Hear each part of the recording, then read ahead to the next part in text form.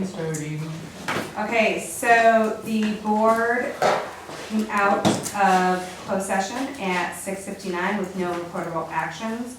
I am running the meeting because unfortunately Chris is not feeling well and Lisa was not able to make it. All right, so we are going to move on to the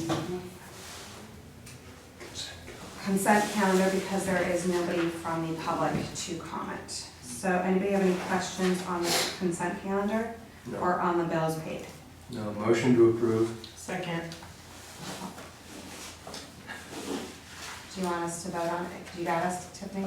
You want us to vote? Well, no, you have to ask for public comment. Well, there is no public comment. So I was told to move forward. So I'm moving forward. So there is no public comment, so all those in favor? Aye.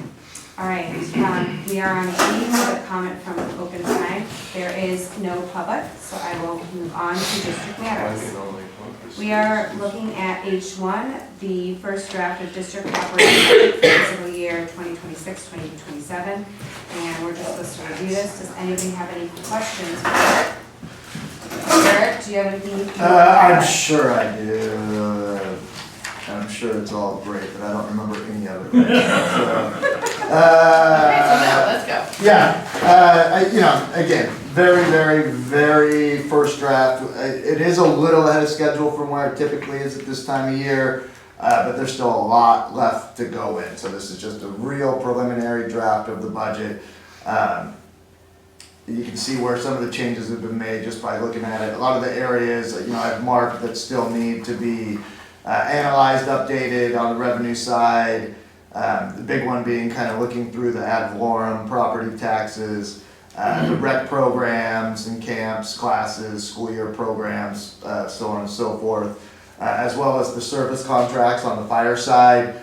I'll talk about those a little bit more a little bit later. And then obviously on the expenditure side, part-time and seasonal staff wages that mostly go with the rec programs, program contractors for during the year, property liability insurance, various utilities that are still remaining to be analyzed, along with what our county-wide fees are. Those are things like LAFCO, hazmat, a lot of the stuff that we participate in that falls across the county, all of the agencies. Land and building, rec program supplies, and then of course capital expenditures. Haven't had a chance to look at that yet. So with that, for those items, anticipated revenues and expenditures are temporarily stated at or near the same levels as they were for the current fiscal year. Obviously, I'll be meeting with personnel from all the departments in the coming weeks to further develop the budget for each of the individual departments.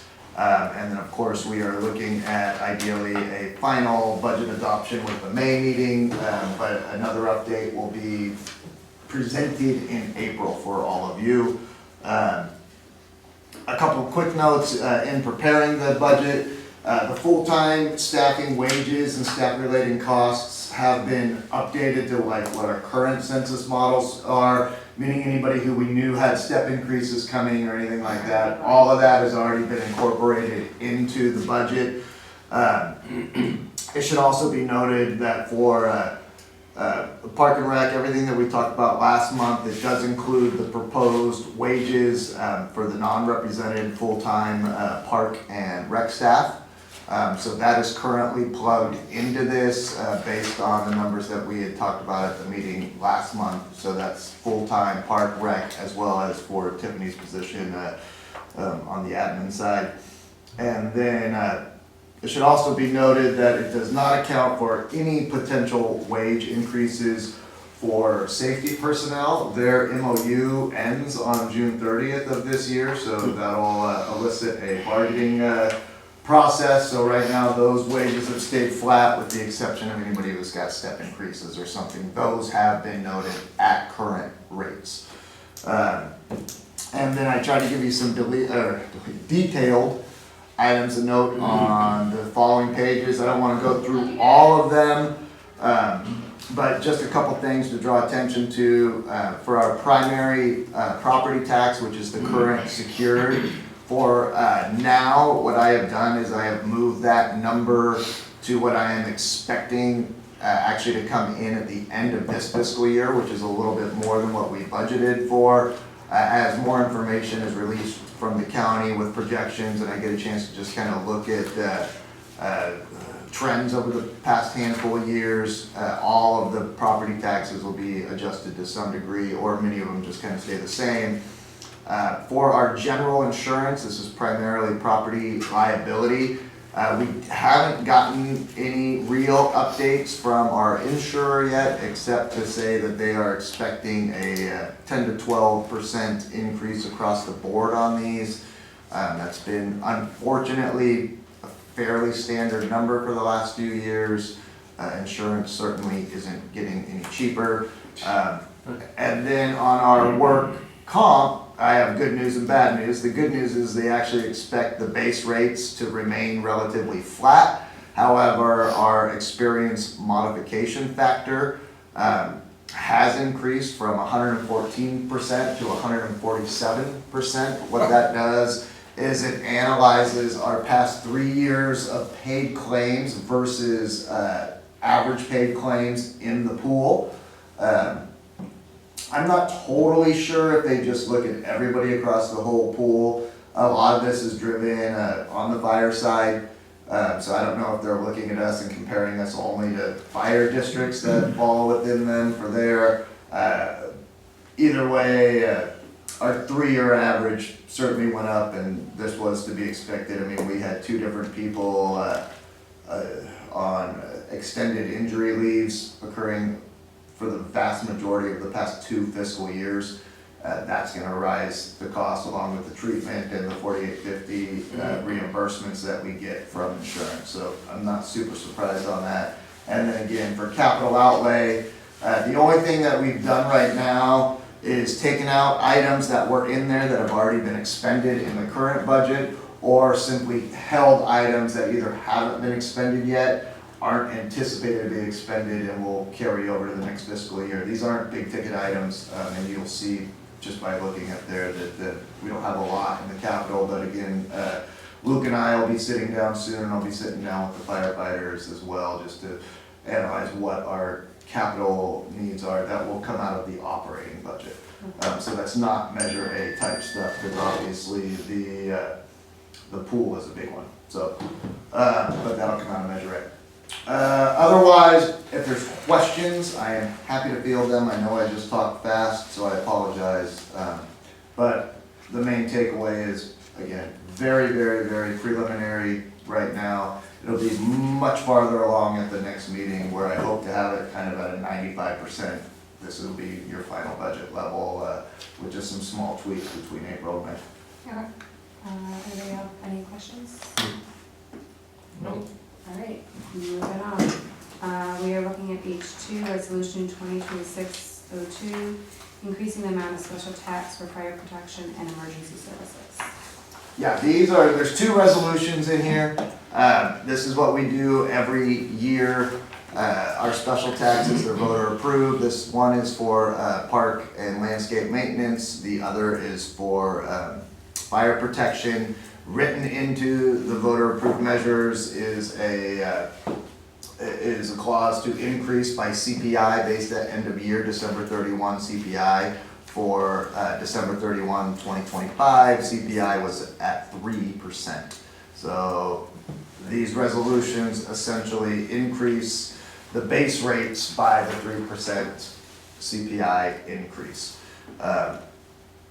So for fire, you're looking at a 0.0125 cent increase per square foot, and then for park, the total increase would be $7.60 per unit. And then you can see the budget impact anticipated with that is roughly $55,800 financial impact to the budget. Okay, and we do need to approve each of them separately. Correct. Okay. All right, anybody have any questions about the fire protection and emergency services? Can I have a motion? I'll motion. Second. All those in favor? Okay, and now we're moving on to H3, the resolution 2026-03, increasing the amount of special tax for park, open space, and street and landscape maintenance. Any questions? Would you like to motion? Motion to approve. I'll second. All those in favor? Aye. You got that, Tiffany? All right, district report.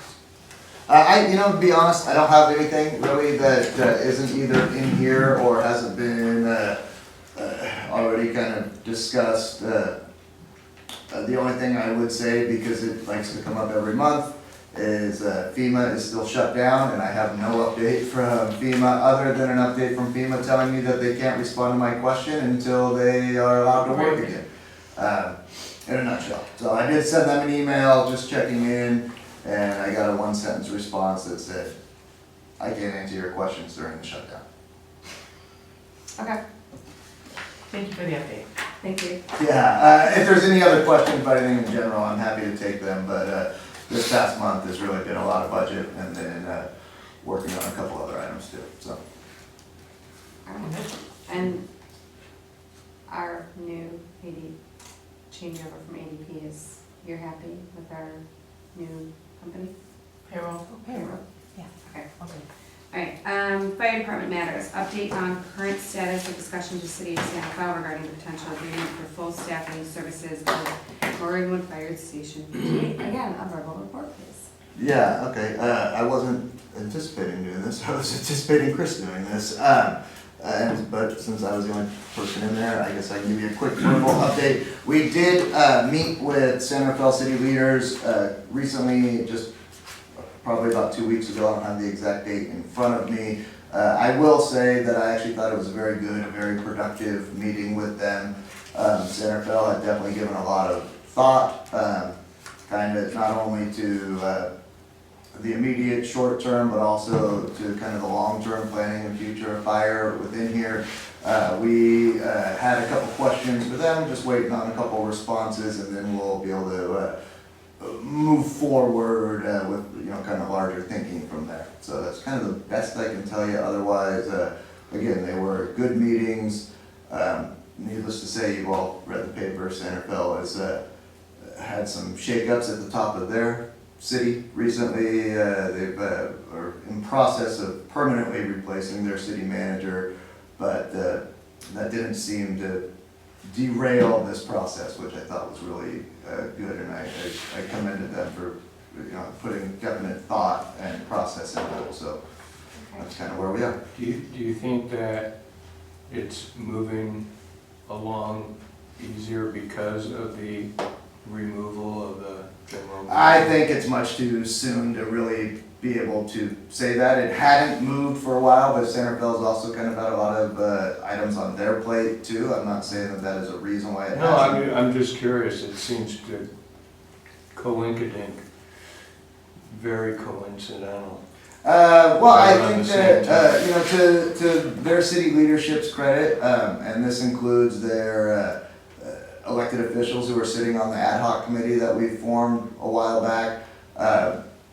I definitely think that, I don't want to say a sense of urgency, but they definitely have a sense of importance to this and kind of a renewed vigor and want to see kind of some productivity just in terms of if we can make something work or not. Yeah. Okay.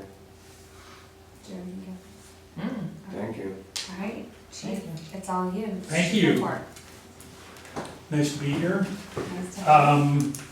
In regards to the fire chief's report, personnel update is the first item on the list. There's a nice picture there of a recent retirement celebration for Brian Smith.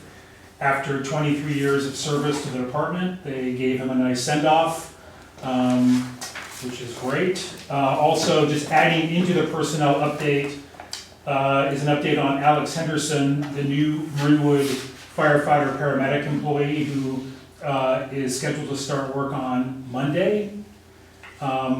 He will begin doing ride-alongs, splitting time between Engine 58 and the San Rafael medic units. Following that, the week of March 23rd will be fire training. And then at the end of the month, they'll finish up with classroom EMS. And then coordinate with Marinwood captains after the week of the 30th as far as indoctrinating him onto the engine. So everything is going very well there. So excited to have him starting. Under prevention and public education, as we discussed last month, there's going to be a Firewise USA community meeting. Since our last meeting, Eric has scheduled the date and time for Wednesday, April 22nd, starting at 6 p.m. Centerville Vegetation Defensible staff will be on hand to assist with that. So there seems to be a lot of interest in this, and hopefully we'll have a good, productive meeting. Yeah, there also, we have a gentleman coming out from Fire Safe Moraine too. His name is also escaping me in a second.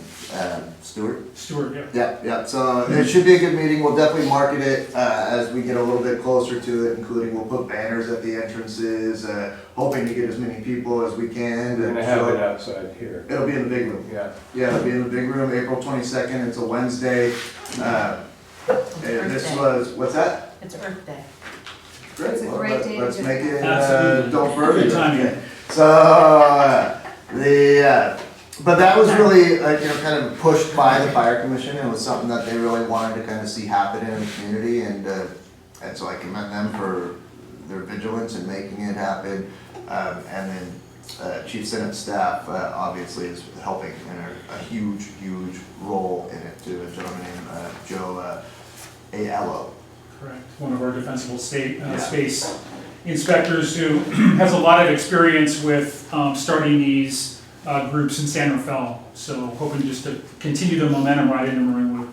Awesome. So, Yeah, the goal is really, educate and encourage, making sure people understand what a Firewise community is, the steps to setting it up. As I learned, it's really not hard to put one in place No. and put one into your neighborhood. It can be smaller, bigger, they can grow, they can, so I think, I encourage board to certainly attend. I'm hoping we get a lot of people from the community attending, because it would be great if we could start getting some of these things up and rolling as well. And they've certainly, they're nationally recognized, and it's one of those things that actually does pop on a insurance review when they're looking at homes and parcels. And when you can say, my house is part of a certified, I don't know, certified's the right word, but a recognized Firewise community, they know, they get that kind of information, so that it's great. and I think Marinwood is just the ideal community for these types of programs because it's such a community-based area here in Marinwood. So these types of programs, I think, will just take off and gain momentum. And even if you start one or two, that tends to just spark some interest from other neighborhoods or other streets, and so they just tend to kind of grow. And again, as Eric mentioned, there's just not a lot of work that's required of the homeowner. It's really just kind of an easy lift. Yeah, I would say the biggest part is finding that one champion for each little Correct. community, because it's very much, it's a citizen, resident-driven initiative. It can certainly be supported by the fire department, but it's not driven by the fire department. It is up to the residents of their communities to take the initiative, to establish, to fill out the initial paperwork. We can certainly support, and we do already do a lot of support. A lot of the home inspections that the fire department does plays into it, gives people ideas of what they can be doing to make their own property more fire resilient, for lack of a better term. But it's not something that the fire department per se takes on and leads. It's something that the fire department supports. Correct. They're to instruct and facilitate. Yeah. So. Okay, on the operations side of the department, Engine 58 responded to Novato to assist with a second alarm structure fire in a single-family dwelling back on February 10th. The home unfortunately was occupied by a hoarder, and all rooms were just jam-packed full of materials and debris. Fortunately, there were no injuries. to either occupants or firefighters, but the home sustained a great deal of damage. On the training front, Engine 58 continues to train with their San Rafael counterparts. We've implemented the utilization of smooth-bore nozzles, which doesn't sound like a big deal, but in the firefighting industry, it's a huge deal.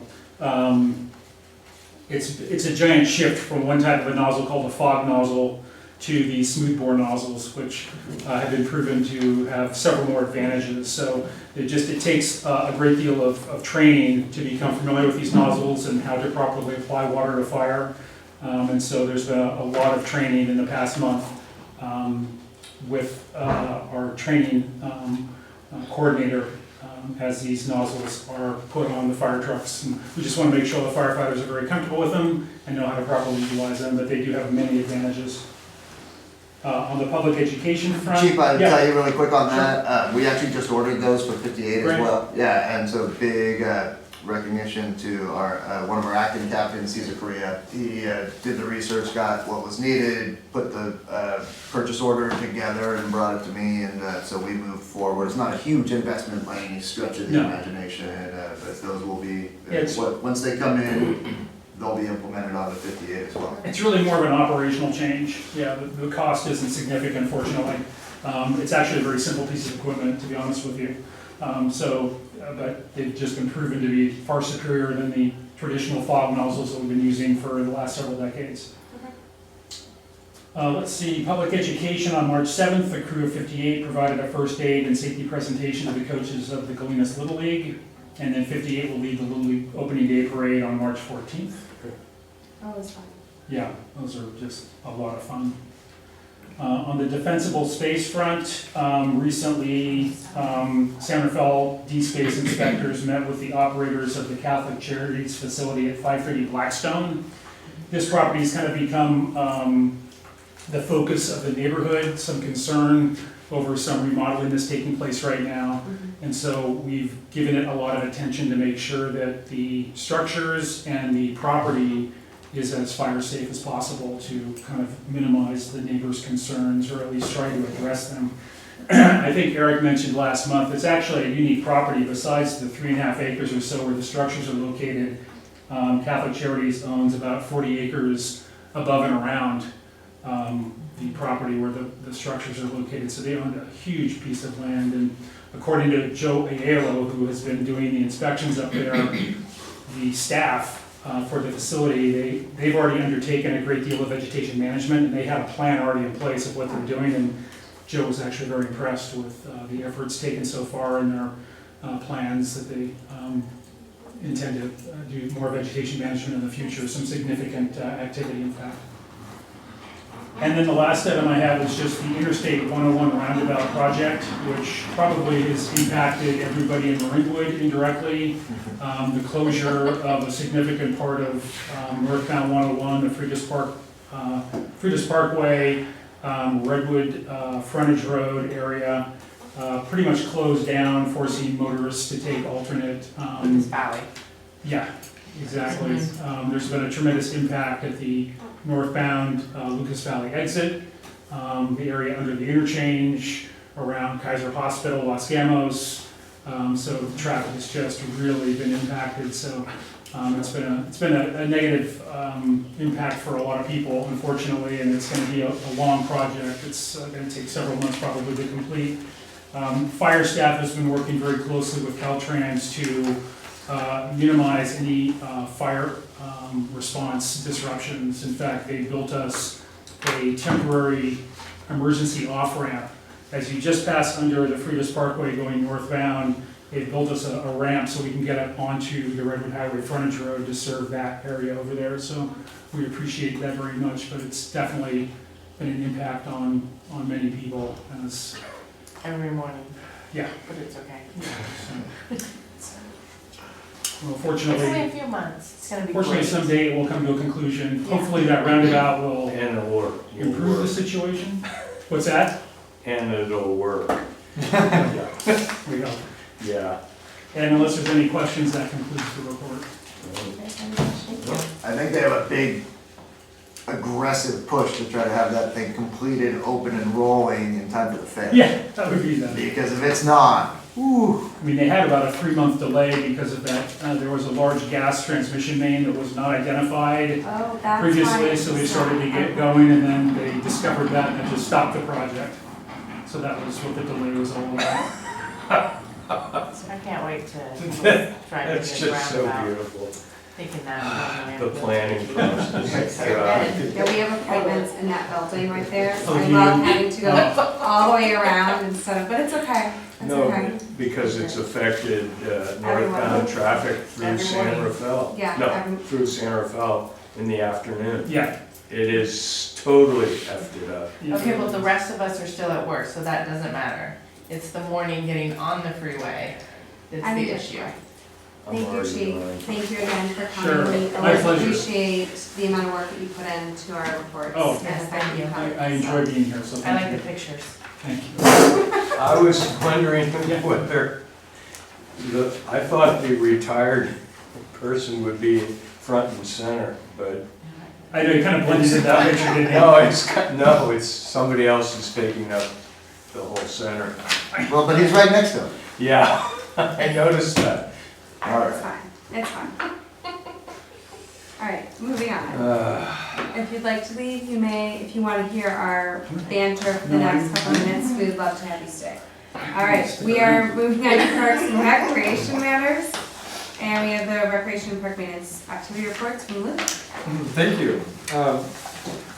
Yeah, so this last month, the biggest news for the rec department has been we opened up summer camp and pool registration this last week. On Tuesday, we opened everything up for our Marinwood residents, and on Thursday, we opened all of our registrations for the general public. And everything went really well. It's always a very stressful week because we always want to make sure our website works correctly, that all the links are correct, and that no one has any issues getting on and getting their kids enrolled, because it's very competitive. And this year was no different. But thankfully everything went really well. We didn't have any issues. There were no technical glitches. And it seems like things were going pretty smoothly. So we had a handful, I mean, there was phone calls all day, people coming in that needed help with various things. But mostly those are people applying for scholarships or had some special circumstance. It wasn't people fed up with our website not working correctly for them. So all the prep work paid off, and the staff did a great job of double checking everything to make sure it worked and was correct. And it was a pretty mellow registration week relative to what we've seen in some other years. So I was very pleased with that.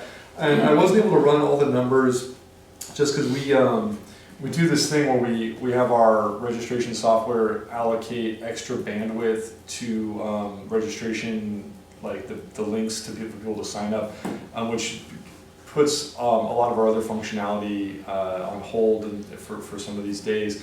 And so I can't get into all my reports and things, but I was able to run a couple things. And we had like a 15% increase in our resident registration, which was really interesting. I think that indicates a lot of new families in the area. I don't know, I don't have a lot of data on that, but I was really surprised by that. Everything else seemed pretty normal in terms of how quickly things filled up. And we are very filled up, going into this week, which is great. Great for us, but tricky for a lot of the families trying to figure out summer camps. But we have a lot of new families in the area, so I'll see if I can confirm that with other information. But so we're looking to have a very, very full summer camp program and swim lesson program. We sold a ton of pool memberships during the week, and so there's a lot of interest and a lot of good indicators that we're going to have very strong enrollment this summer. So. That went really well, and we're all very relieved to be through that, and now things are kind of like, normal. So, also last week, the Marinwood Water Devils swim team started their official practice. They had one little introductory week where they had a couple of days for the new kids to start to check out the pool and get a tour.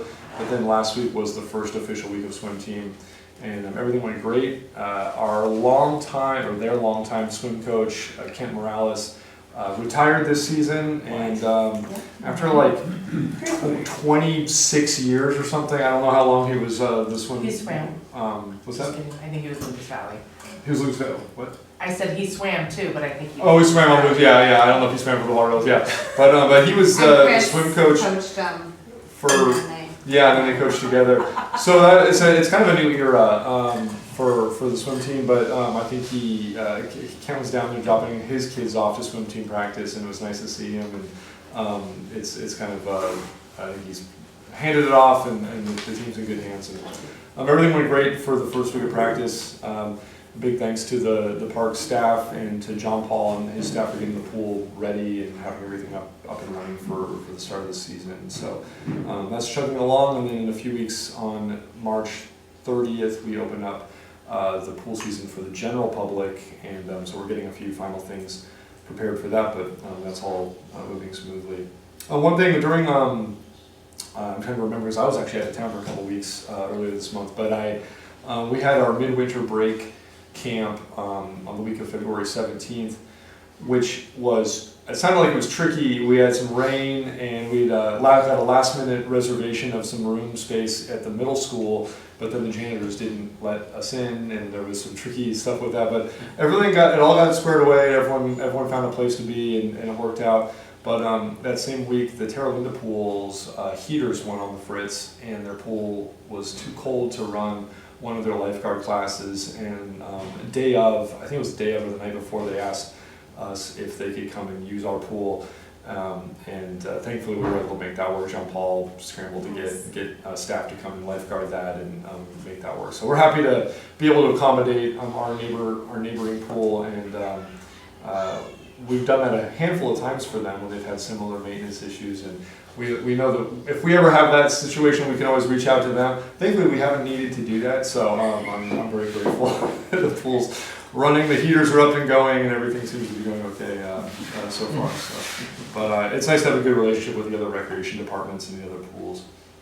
And then last Saturday was our annual Raise a Glass wine tasting event, and that was awesome. We had big turnout. Yeah, it was, I think, probably our biggest one we've had. We ended up with 17 wineries showing up. Only 16 that we knew about. There was a bonus one showed up, and we had to scramble another table for them, and they kind of either invited themselves or someone brought a friend or something. But we ended up with world-class wineries. Yeah, there's some great wines here. Awesome wines.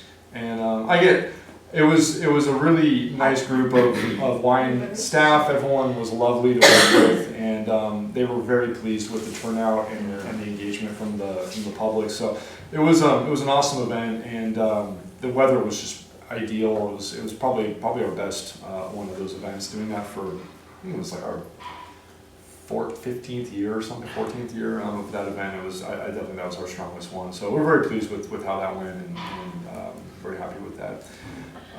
On the parks maintenance side of things, staff have been spending a lot of time this last month getting the pool ready for the pool season, and all that has paid off, and things are going very well.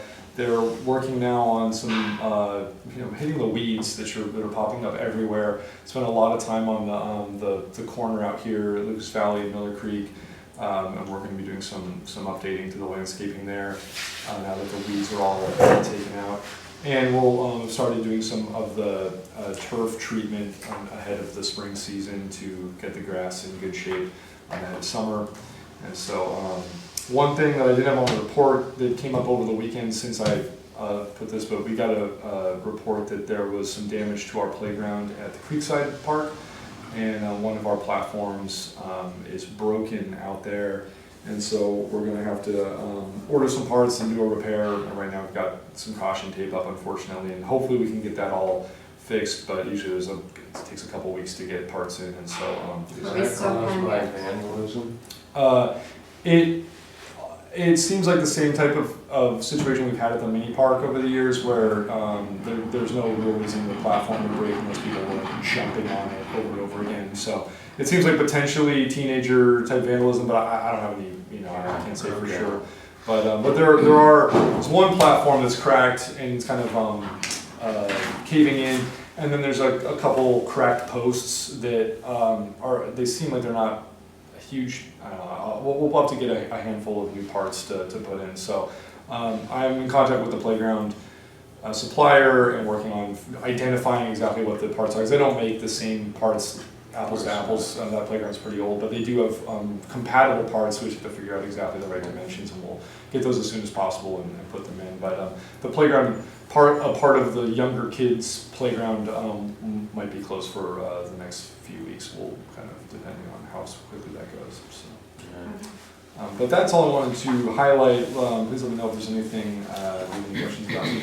I just want to highlight the races coming up. Oh yeah, I didn't highlight that because I did talk about it last month. But yeah, that's coming up. It's everyone should turn out to watch these guys come in. Did you sign up? Huh? Are you racing? I work for a living. Wonderful. Yeah, no, it'll be a great event. It's not a mouth running race, all right? And we're glad to have him back. It's the third year and hopefully it just keeps going.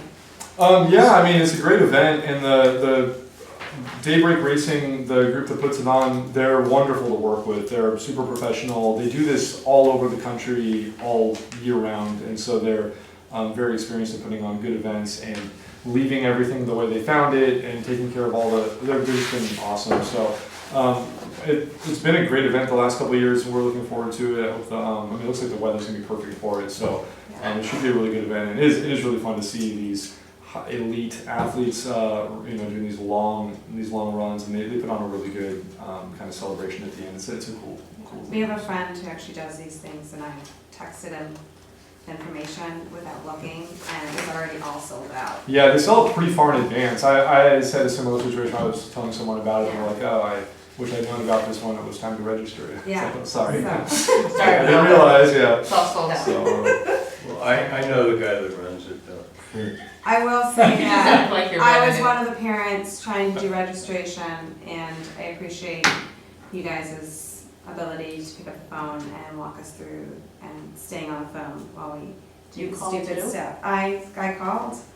I had some registration issues. I have a child who has a mid-summer birthday, which causes issues every time.